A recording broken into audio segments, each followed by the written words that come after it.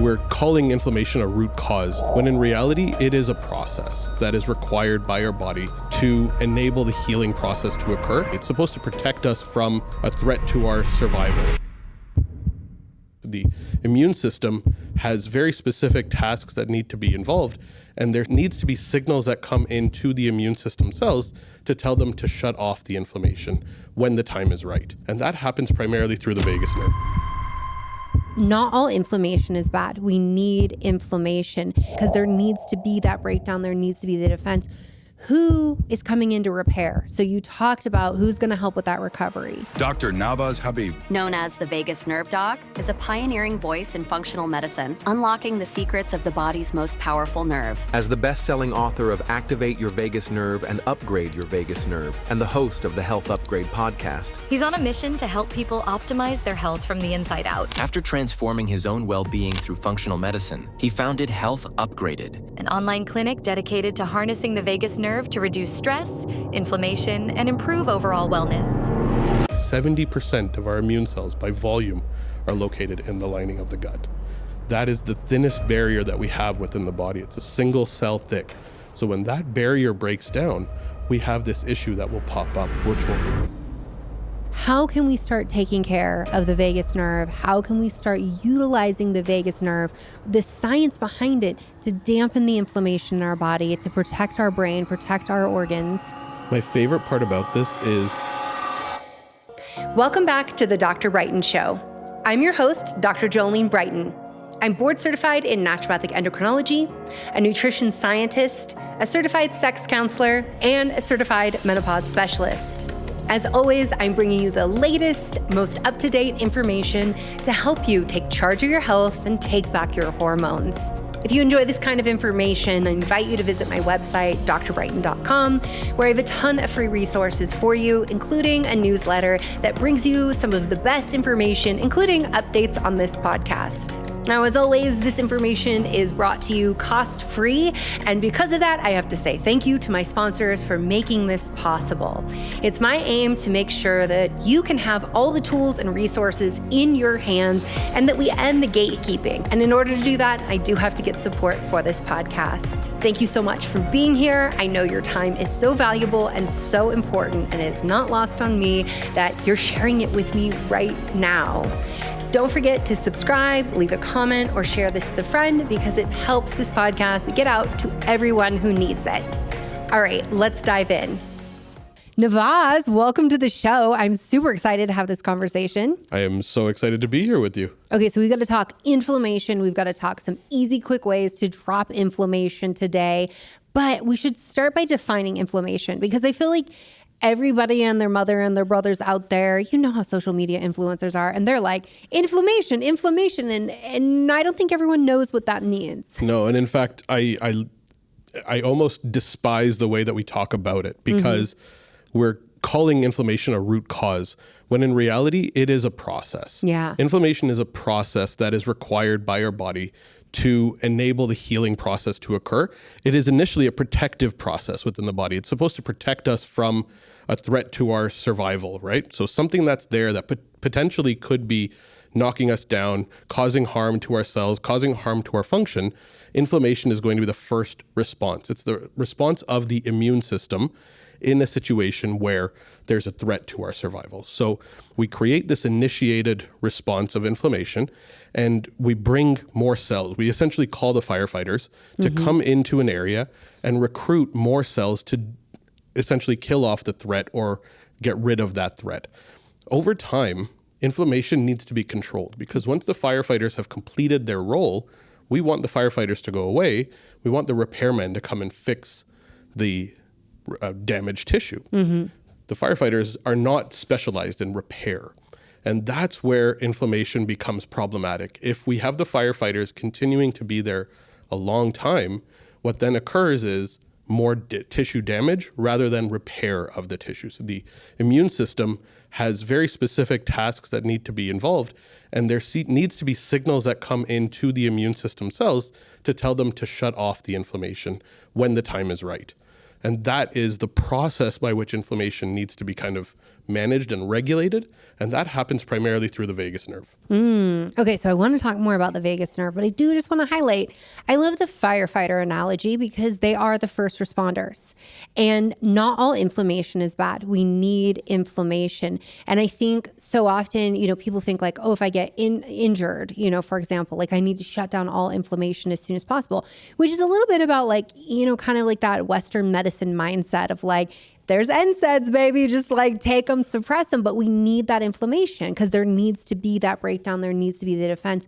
Who is coming in to repair? So you talked about who's going to help with that recovery. It's still the immune system. So I think we've siloed the immune system into being the repair or being the killers, essentially, the ones that are there to stop the damage and to kill off the threat to our survival. When in reality, it actually comes down to the immune system does both. The immune system actually is there through our development, through our growth, through our maintenance, and through our repair processes, as well as the protective processes. It's just a different set of cells within the immune system. And it's signals that are sent to these cells that dictate whether they're in firefighter mode or in more of the repair mode. And these signals have to come through very specific channels. These are the anti-inflammatory, quote unquote, anti-inflammatory signals that regulate and put it into that repair mode. So this is where we can almost talk about the autonomic nervous system having an effect to dictate whether we're in firefighter mode or in fix mode. Absolutely. I think there's a lot of people in my audience listening and they're probably going to be like, I thought the immune system was bad because I have autoimmune disease. And what we're going to talk about today can help with autoimmune disease, endometriosis, adenomyosis, with really any chronic inflammatory condition. You said autonomic nervous system. Not everybody knows what that is. So let's break that down for them. Think about all of the automatic processes that happen within your body. We need to think about things like digestion. I'm not consciously thinking about digesting the food that I ate for lunch. I'm not consciously thinking about detoxifying and eliminating the toxins through my liver and through my gut. I'm not consciously thinking about beating my heart. These things are all happening automatically. Yeah. So the autonomic nervous system is the pathway by which we regulate those automatic processes within the body.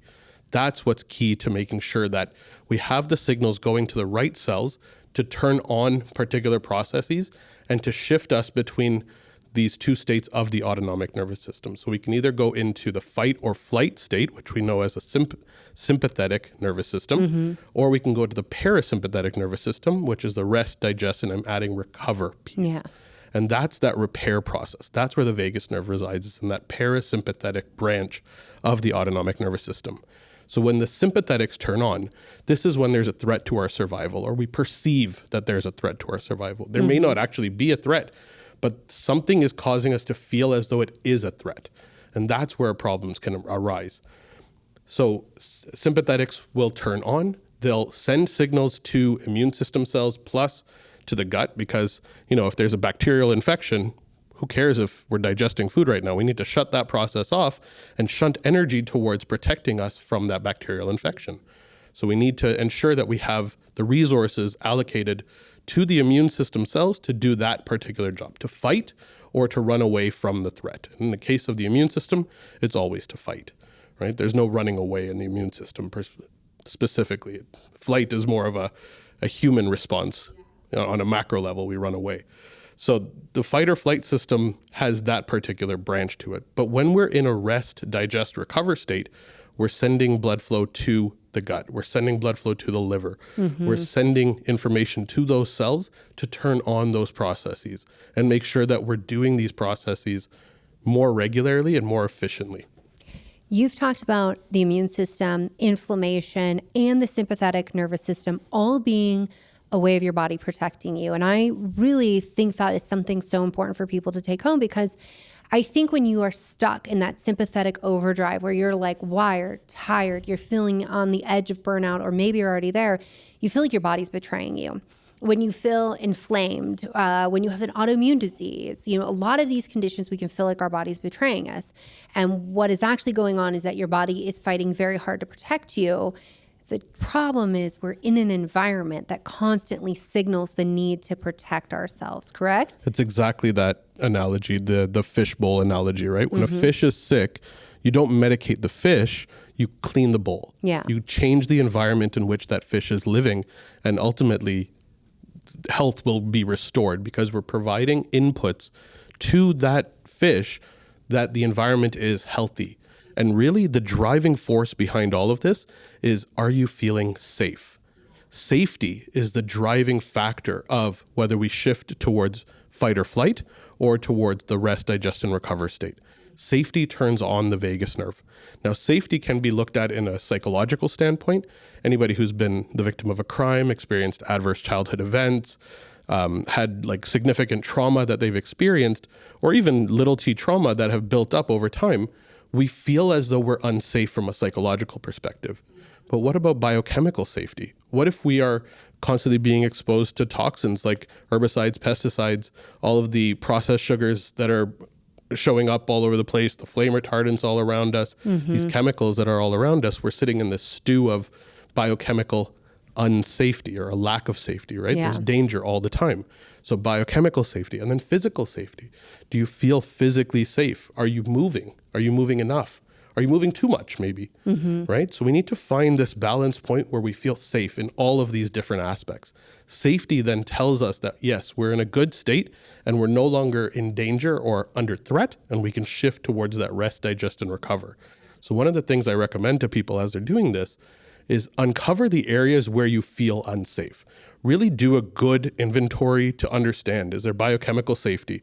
Are you having any toxins that are entering your body through, I don't know, the cookware that you're using or through the food choices that you're making, right? Those are going to be toxic burdens. Another biochemical space where we need to look at is, do we have enough of the right nutrients entering the body? What about the microbiome, right? Are we dysbiotic when it comes to the microbiome? What does dysbiotic mean for people who don't know? So when we talk about the microbiome, we can have kind of a healthy state of the microbiome, which is an ideal balance of the good keystone bacteria, or the commensal bacteria that are present in the gut, and ideally minimal, if not no opportunistic or pathogenic bacteria. These are the bad guys, the ones that like to overtake this space. When they do show up, that's what causes it to become dysbiotic. Right? So this is where we provide things like probiotics or whatnot. But assessing that is really powerful. Getting a good stool test to tell us what's going on in the gut provides an important piece of information, because the interface between the microbiome and the gut immune area is so important to understand. 70% of our immune cells by volume are located in the lining of the gut. That is the thinnest barrier that we have within the body. It's a single cell thick. So when that barrier breaks down, we have this issue that will pop up, which will initiate and perpetuate an immune response. And that's where these issues really go long term. When you speak about safety, I think this is so much at the crux of why women develop autoimmune disease at a higher rate. We know there is everything. So, 13 plus products applied to our body over decades at a time. So talking about environmental toxins, talking about hormonal shifts that happen, how we have more robust of immune system. But I think we forget so often this safety component. And so I appreciate you bringing that up, because I think a lot of women listening to this are going to recognize that, like, yes, I don't always feel safe in these certain regards. And to your point about the microbiome, we know that as women age, our microbiome diversity declines as our estrogen declines. It becomes more matched to our male counterparts. So as you talk about that safety component as well, I'm like, wow, that's like really feeding into this dynamic of what is happening with the immune dysfunction, the immune chaos that can ensue, especially as we go through hormonal changes. You've brought up the vagus nerve a couple of times. I'm sure people at this point are like, tell us what this is. So what is the vagus nerve? So the vagus nerve is the pathway by which our brain controls inflammation within the body, but also gets the information as to what's happening within all of the bodily organs up to the brain. So the vagus nerve is our 10th cranial nerve. We have 12 pairs of cranial nerves. These are the nerves that begin in the brainstem and remain primarily in the head cavity. The vagus nerve is unique. It's the 10th one, and it's the only one that leaves the head cavity. But it's called vagus because what it is a wandering nerve. It has a vague anatomy, essentially. This, obviously, the naming convention comes from not seeing the the histology and not having the science that we have today, but it's it looked back in the vague. day, Exactly. naming convention. So it looked vague because really what it was doing was it was going to essentially every organ within the body. It continues down through the neck once it comes out of the brainstem, beside the carotid artery and the jugular vein, continues down into the thorax where it then attaches to the heart and the lungs, continues along the esophagus, goes into the abdomen, and it attaches to virtually every single abdominal organ directly. No other nerve in the body does anything like this. It's such a unique nerve to any other nerve that we have. So that's really what drew my attention to it. When we were studying it and learning more about the vagus nerve, we realized that 80% of the information that passes on the vagus nerve goes from body to brain. It's actually getting that information up. So when this nerve becomes dysfunctional, we're not getting good information as to what's happening in the organs up to the brain. In the same way that if you don't know what's happening in your bank account, that you're not going to make good financial decisions, the same exact thing is going to happen. If we don't know what's happening in our gut, in our liver, in our lungs, up to our brain, the brain can't make a good decision about whether we need to send anti-inflammatory signals down or pro-inflammatory signals down. So it perceives threat. And so it tends to shift towards a sympathetic side. And so it pushes other signals down to turn on that inflammatory process. We need to get that information up. So the vagus nerve is so important in ensuring that that good information gets up, and then it relays down to all of those organs. But very specifically, the main primary target of the vagus nerve within each of those organs are the immune system cells that are present in those organs. We have tissue-resident macrophages. These are the important immune cells that are present in every single organ of the body. They make up between 5 and 15% of all of the cells within each organ. Wow, and those are the regulatory cells. Those are the ones that when there's an issue, they call the firefighters. But when there isn't an issue, they're the ones that are doing the repair process. So when the vagus nerve has it signaling down to those organs, it signals to them to turn on the repair process. So we're coming full circle here. Essentially, the brain can control the immune system by sending these signals via the vagus nerve. When the vagus nerve is dysfunctional, we can't send these signals as effectively, and inflammation becomes chronic and uncontrolled. What leads to vagus nerve dysfunction? It really has to do with the compounding of stressors. And we like to talk about stress as kind of psychological or daily stressors, right? You know, you go talk to somebody and they say, I'm not stressed, or I'm feeling really stressed right now. Everybody, every patient, I'm sure you see, no, I don't think I'm stressed. No. And then we start to take inventory and it's like, oh, actually, everybody's got some level of stress coming in. Exactly. And I've alluded to kind of the areas of stress a little bit before, but physical stress, emotional stress, day-to-day financial stress, relationship stress, kids, all of those things, they add up, they compound, they build up. And we almost have this bucket of how much stress we can handle. And when that bucket slowly fills up, psychological stress adds in, right? Biochemical stress adds in, and these things cause the bucket to essentially overflow. When we get into a state of overflow, that's when the immune system can't regulate effectively, and that breaks down the vagus nerve. It's essentially acting as though the brakes in the body have been burnt away or are worn down. So if your brakes aren't functioning well, then you're not going to be able to slow the car down. How does this relate specific to women's health? What's really unique is you mentioned the estrogen levels declining as we get into perimenopause and menopause. Perimenopause, we know it's a bit of a roller coaster. I like that you say we as well. You're with us. I like that a lot. I'm married. I get it. I know you are. I knew that's where that was coming from. I experienced it secondhand. As we have that declining estrogen level, we actually decline the amount of acetylcholine that is present as well. And acetylcholine is the neurotransmitter that is utilized by the vagus nerve. It's the only one that the vagus nerve uses. So as estrogen declines, acetylcholine declines. What that means is the signaling capacity of the vagus nerve decreases as well. This is why when a lot of women, as the stress levels increase, as they're having children or they're getting into that perimenopausal state, that's when the inflammatory issues, the chronic inflammatory conditions really start to kick up a notch. That's when the diagnoses happen because we're not able to regulate effectively. So acetylcholine is really important here to understand, and we need to support the acetylcholine levels within the body to ensure that we can get those vagus nerve signals where they need to go. I love that you brought up acetylcholine because I feel like dopamine and serotonin get so much play, and rightly so, right? When you see new onset of anxiety and depression just skyrocketing in this population. But when it comes to what we're seeing, and a lot of people are saying it's like a trendy phenomenon, it is not, that the 40-plus-year-old women being diagnosed with ADHD and autism, it comes so much down to what that dysregulation is. So being dysregulated, and that plays in to the acetylcholine picture as much as dopamine. So I really appreciate you bringing it up, because I feel like this is the neurotransmitter that never gets talked about in neurodivergent brains. And for people listening, like, definitely stay tuned. We're going to give you some tips here on what to do about these things. But with the vagus nerve having that dysfunction, that dysregulation, you've found some really interesting research when it comes to inflammation, how it affects the brain. Can you say more about that? Yeah. I talked about those tissue-resident macrophages. These are those immune cells that are present in every organ.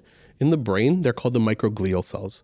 And when the microglial cells become hyperactivated, just like the other immune cells are in every other organ of the body, they become hyperactive and they become firefighters far more. And they break down the tissue of the brain, which happens to be neurons and neuronal connections and synapses, which is then going to cause us to experience initially things like brain fog and lack of clarity and anxiety and noticeable mood changes. Yeah. But over time, it leads to neurodegeneration. And that breaks down function entirely, and we get into a state where we can then diagnose.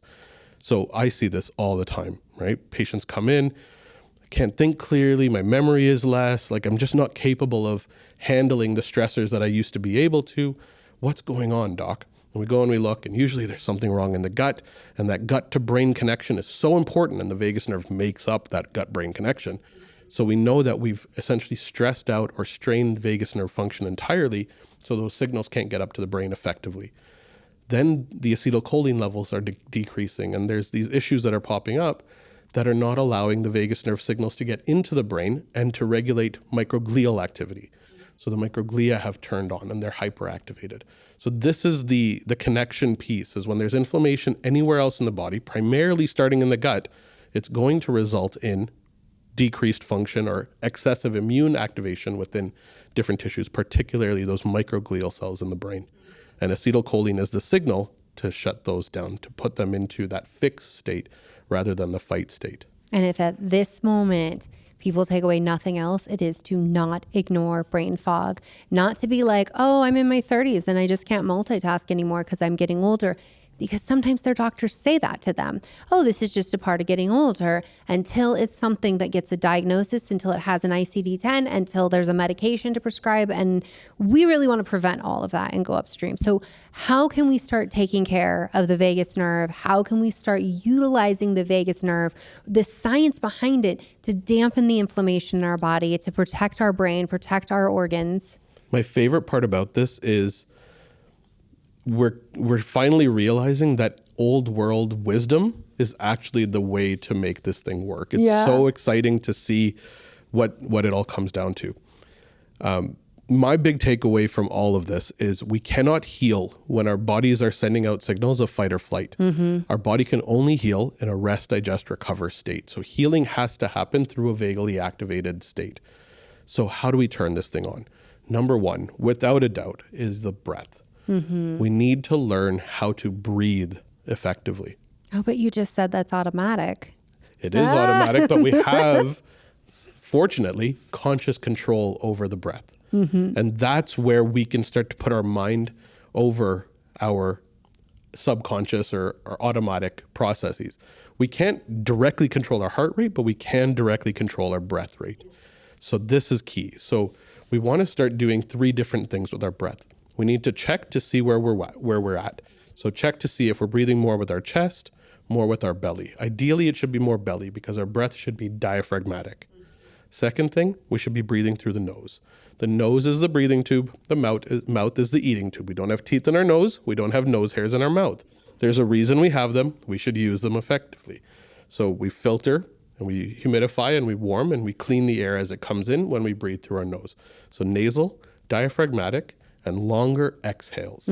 So when we're inhaling, we're turning on or we're pushing the accelerator, and that's shifting towards sympathetic fight or flight state. When we are breathing out, when we're exhaling, we're shifting towards parasympathetic state. We're turning on the vagus nerve.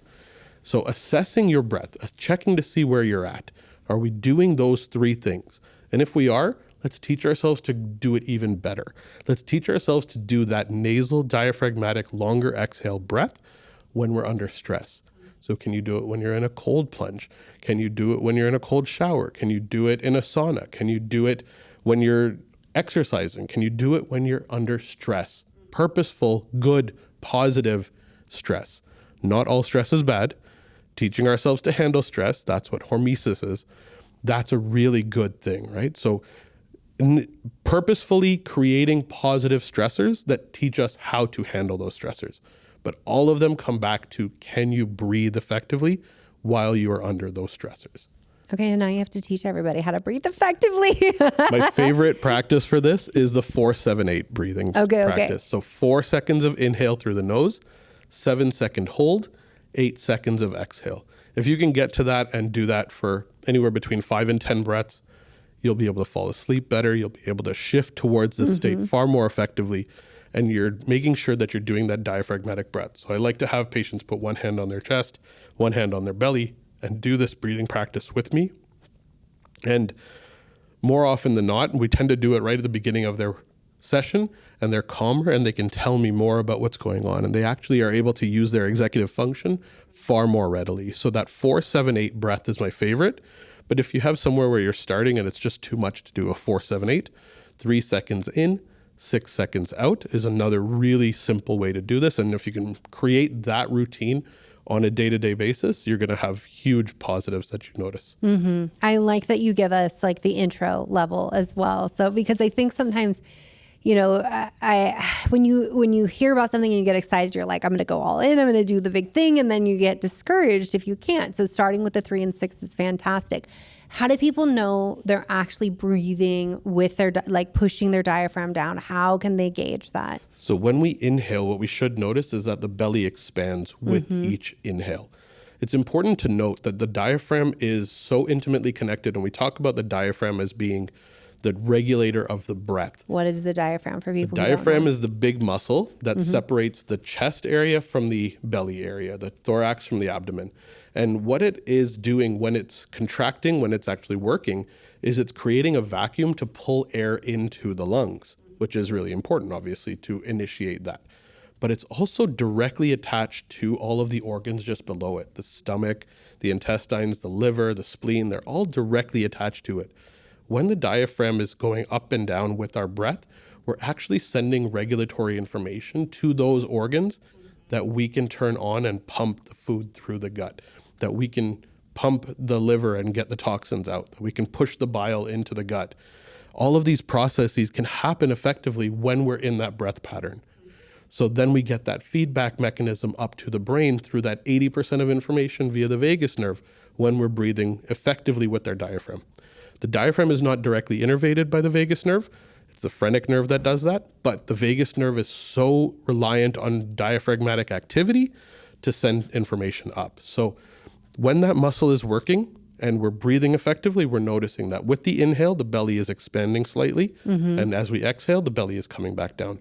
So having a hand on there to check that as a beautiful feedback mechanism, a low-tech, it works really well feedback mechanism, I think that's the easiest way to do that for sure. Yeah. And when you look at the anatomy, so the diaphragm is a dome on the top, and then you've got the pelvic floor, which is opposite of that.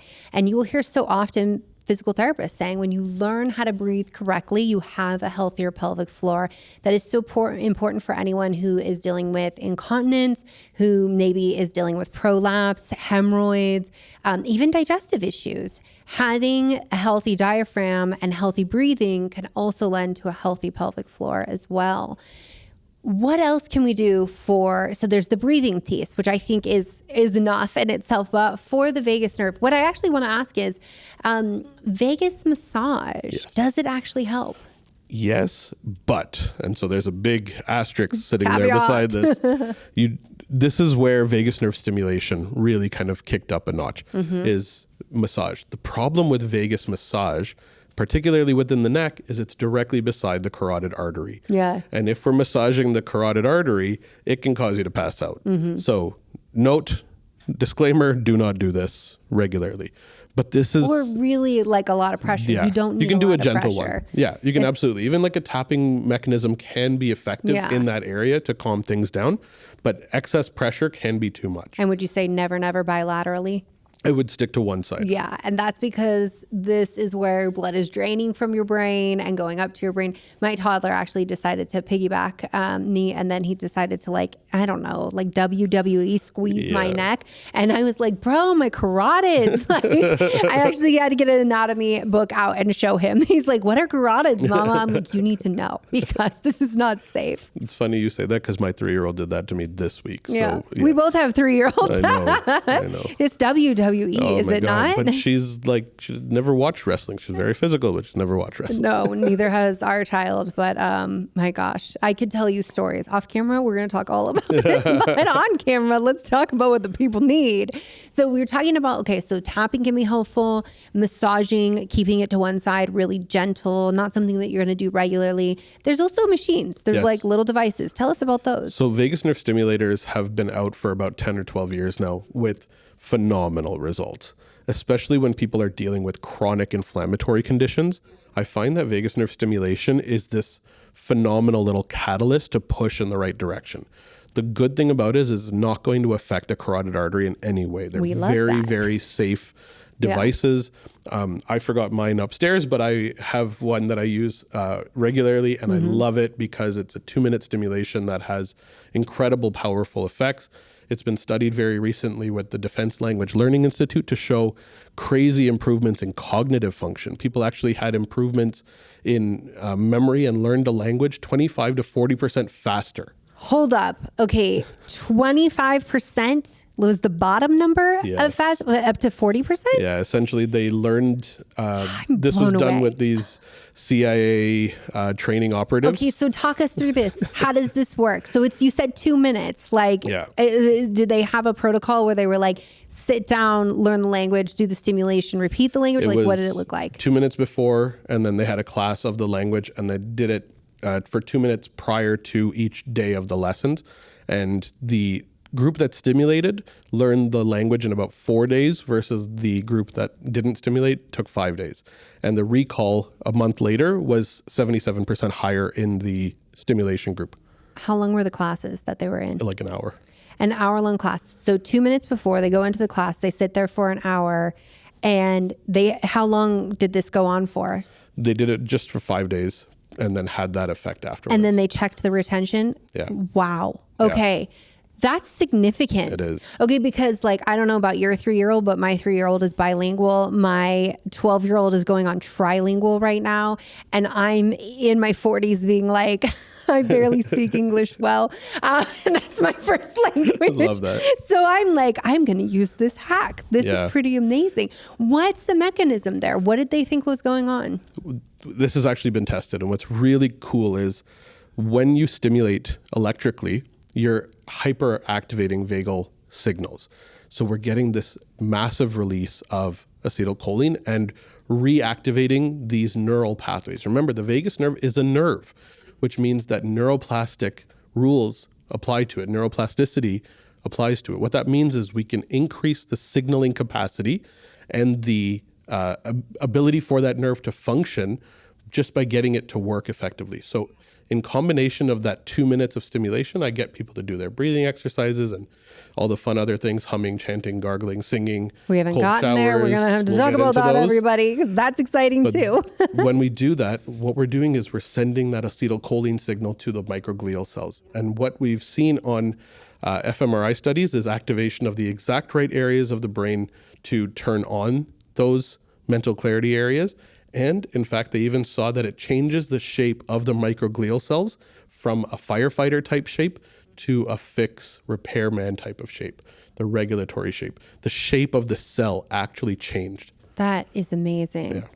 So I'm thinking okay, So if you want to learn a language faster, we do the 2 minutes of stimulation. You go in, you learn it, but you got to be using it all the time. You do your belly breathing. I would say first thing in the morning and in the evening is because that's usually when we got space, right? Your alarm goes off. You're like, wait, I can breathe. Okay. And then before you go to bed, you can do the breathing like as another way to stimulate the vagus nerve. You just mentioned a whole list of other things. So talk us through this. And is more, let me ask this first, because I don't want everyone out there to just jump on like everything all at once, but is more stimulation better? With the electrical stimulator, there is a dose-dependent response. So yes, it does do more. That said, most people will hit a threshold after about 5 to 10 minutes of stimulation. So you don't need to do more than that. And then what about throughout the day? If you're belly breathing and you're gargling and you're, stimulating and doing all the things that you've been saying, is that worthwhile to be doing? The more you're capable of staying in that parasympathetic state and or subconsciously being able to turn the vagus nerve on, the better it is for you. Essentially what it means is your brakes are working better.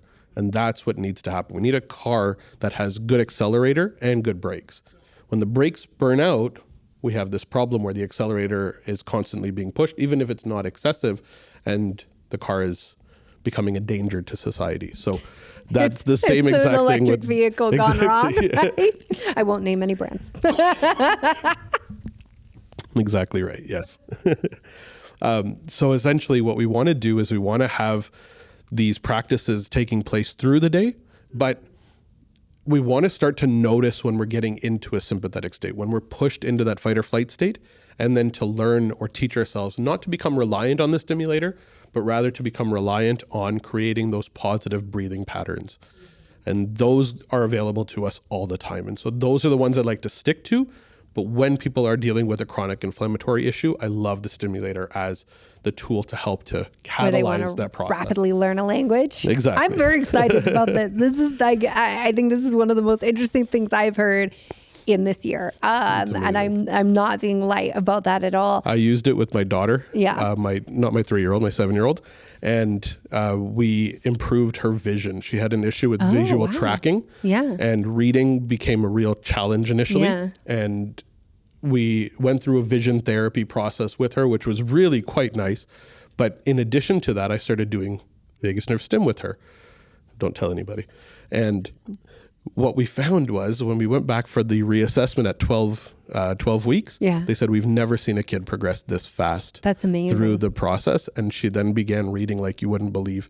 She literally read a chapter book in a day and a half yesterday or this past week. So she's gotten to the point where she loves to read, and it just means that her brain and these neurons are working way better because the signals to those cells that regulate neuronal activity are functioning at a much better level. So I don't know if I've ever shared with you, but my son struggled with reading because of his eyes tracking as well. So he would try to go left to right, and when he get to right, it would bounce back. And so we went through a lot of neurological rehab with that as well. And we focused on humming a lot for a totally different reason. So deep breathing, because there's great kids apps for that, and humming. And it was because he had an autoimmune condition affecting his brain. So that's why I went that route. But now I'm thinking about how like he went from like 0 to like reading like so fast. And I'm like, wow, maybe we were actually stimulating the vagus nerve and all of that, contributing to that just unknowingly. Absolutely. The breathing and the humming is huge. Kids love humming. That's something that I love to do. Making noise? What? No kidding, they like making noise? But what it does when you're humming is you're extending your exhale for a long time and you're vocalizing. And what's really interesting is the muscles around the vocal cords get tensioned by the vagus nerve. So the vagus nerve sends signals to, and not just any, the muscles that tension the vocal cords are vagus nerve signals.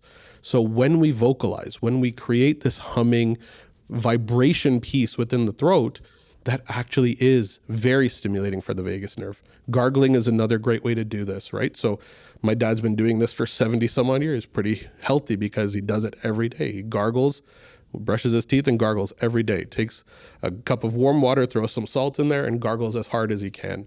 You know it's working when you start to tear from your eyes. Yeah. That's a really positive sign. As both of us know, Dr. Jatis Karazian, Yes. he has his patients gag themselves with their toothbrush. Yes. And when I had a head injury at some point, and that was a regular practice of like putting my toothbrush back there and gagging myself. Yes. I will say that humming, singing out loud, Yes. especially when you're singing, you're like just like belting it out. Yes. You're taking those deep breaths. Way more pleasant than gagging yourself, but gagging yourself is an effective way. Yeah, when you're going full Swifty, you're actually good at stimulating your vagus nerve. I love it. You heard it here first. That's amazing. So for people listening right now, I bet they're wondering, like, how soon will I notice any benefits from this? Is it going to take a few months of practicing it regularly? Yeah, it takes some time, obviously. Some people with stimulation, with electrical stimulation, will notice an effect actually within a couple of days or within a week or so. But it does more often take a couple of weeks to a month to really start to notice these changes. The reason is we're not conscious of these changes effectively pretty quickly, right? Like, we're not going to become really aware of checking our breath on a daily basis unless we have reminders initially to do so. Unless people are following you on social media, Exactly. because you literally remind people every day. Don't worry, we're going to like link to all of that in the show notes, but those are the like kind of reminders that help. But what are other kind of reminders? I'm like, if they follow you, you're going to end up in their feed. They're going to be like, I have to breathe. There's Dr. Habib telling me to breathe. I got to do it. I also love the taking a look away from your screen every 20 minutes if you can. So I have this fun 20-20-20 rule. So every 20 minutes, look at something 20 feet away from you for 20 seconds. So what that does is it changes your visual aperture, the inputs from the eye stop straining on something that's generally pretty close to us. We're all generally on our laptops or cell phones for, 15 to 6 hours.